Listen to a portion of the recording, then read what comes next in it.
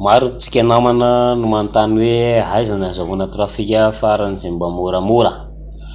Dia ty misy site anankiray Sendbuyer ty ty site ty dia $5 par mois ny azony trafikany. De mbola azahoanao commission koa ty raha ohatra ka hiditra affilié aminy ianao. Misy roy alevako amin'ny description ao tondranao amin'ity site ty. Dia araho ty vidéo ty manazava aminao mahakasika an'ilay sendbuyer.com ty dia manao inscription ato ianao $5 par mois. Ty zany ny mividy le trafic. De cliquena eto raha ohatra ka hiditra mpikambana anao dia rehefa tafiditra mpikambana anao dia manana opportunité iplacevanao ny rohinao eto ohatran'ny anaty zany ohatr'izao. De afaka manao rohy anankiroa ianao raha ohatra ka payer le extra bonus na mijanona ho rohy ray ohatran'ny anaty zany. Inona ny antony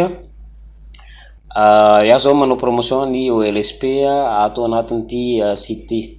David zany David Dikel ny anaran'ny tompony.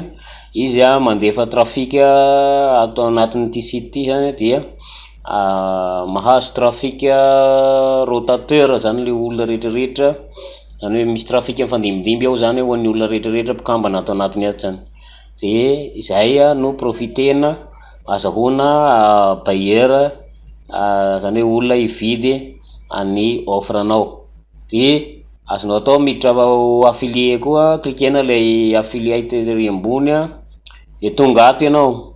De rehefa tonga ato ity ny rohinao afaka anaovanao promotion anazy ty koa.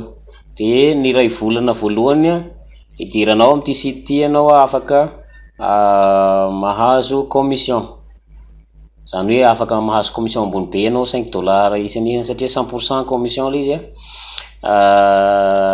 no azonao, zany hoe $4,77 foana no azonao isaky ny olona rehetrarehetra.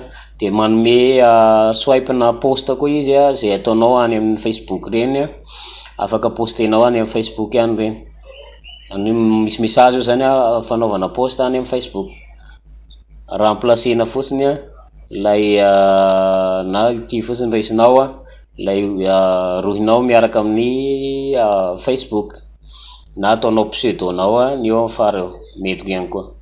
De ny teny izy eto fanazavana le commission zay azonao meny ohatra eto le fanaovana paiement ny ohatra ny vola ray volana ny janoary zany de any amin'ny 27 février azonao le izy.